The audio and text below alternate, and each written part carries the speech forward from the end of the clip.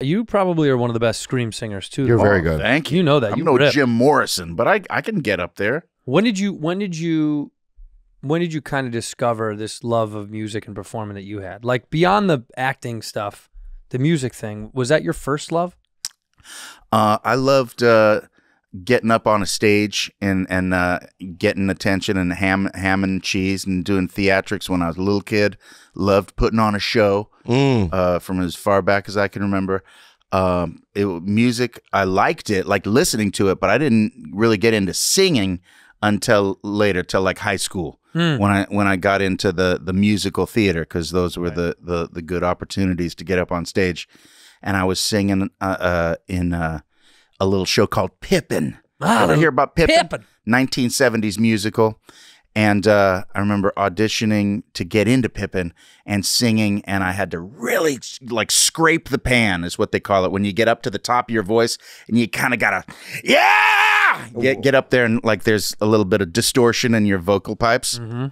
And I remember there was a girl who was auditioning right after me, and the way she looked at me when I scraped the pan, no one had ever looked at me like that before. And I was like, I think I like this music. Oh, she looked at you in a ooh la la. It was a different, yes, there was a thing. I love ooh la la. Don't you love ooh la la? Everybody likes ooh la la, man. Dude, that's one of my favorite vibes, dude. You're Mr. Ooh La La. Yeah. I mean, that wasn't the only reason. I do love music and I love doing it, but there was something about that. But you audition realized that you changed had things. You had the thing. That I had, maybe I had a little something. Yeah. Maybe I had something I could work with. It's surprising you never did stand up.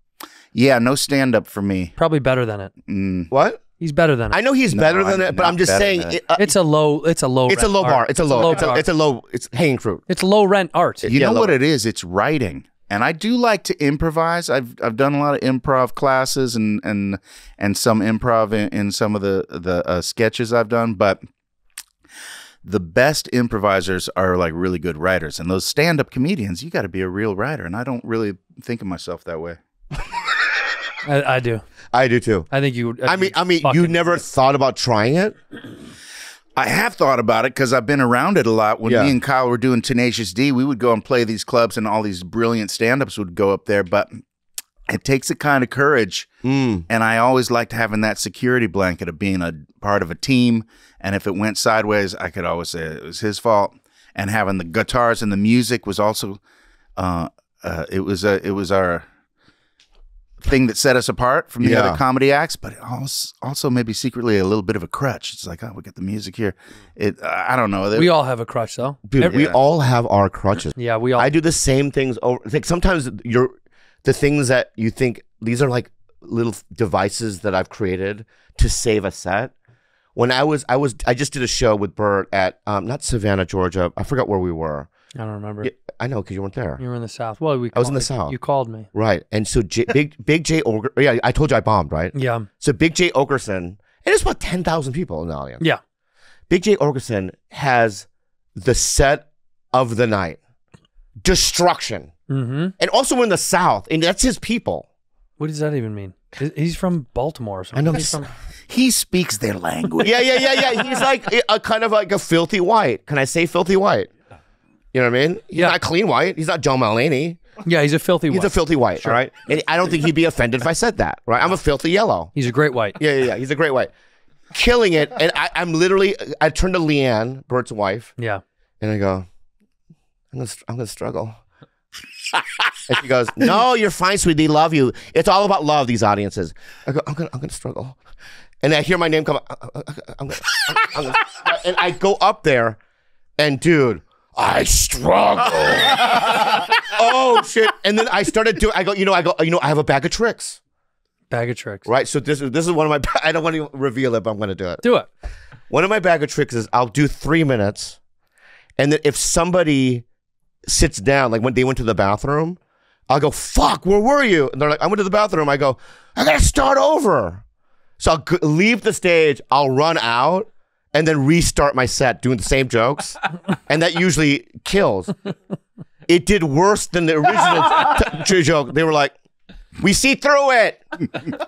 That's almost as they said that. We see through your little antics, your little tricks, right? I did it all. What could you have done?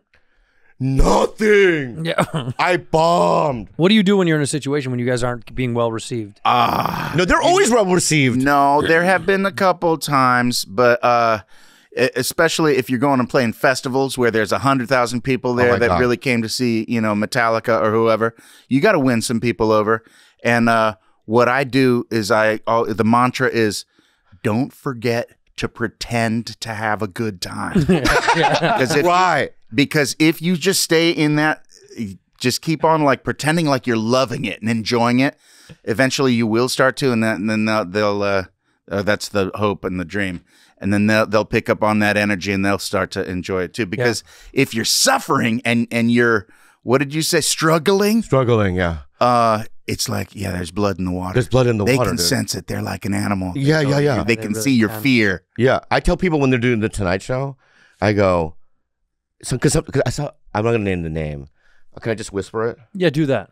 Back in the day, I think before I did stand-up, I saw who we love. Yeah, he's our do homie. the Tonight Show, and he didn't do well. Even as a non-stand-up at the time, I went, "Oh shit, this guy's a legend. He's not doing well." Live TV's so hard. Right. So what I tell you, I can do this. You're yeah. It's a crazy. So anyway, but when I tell young comic, I go, just you're on TV.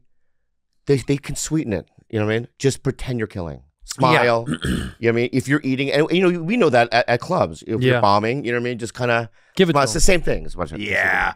I shouldn't even said any of that, right? Because it's just like you already said it, and now I feel like a fool. Now I look like a fool. You do not. I was just I wasn't listening at all because I was thinking the next thing I was gonna say. Go ahead, say it. Because the truth is, no matter what, like your approach is, if you have a technique of what to do, mantras don't really work because you go, okay, don't forget the thing. To always do the thing. The thing is always going to be different every show. Yeah, it's not the same. But what I've noticed is like we'll have a great show. And then we'll have a bad show. And after the bad show, I usually have a good one the next one because I'll usually be like, you know what? I was trying too hard. It's my number one problem is trying too hard. And I go, this next time, I'm not going to try too hard. I'm going to kind of this sounds horrible. I'm going to kind of phone it in a little bit. Yeah. If you phone it, you throw it away. You don't care as much. That's when the magic becomes the magic happens. Yeah. Happens.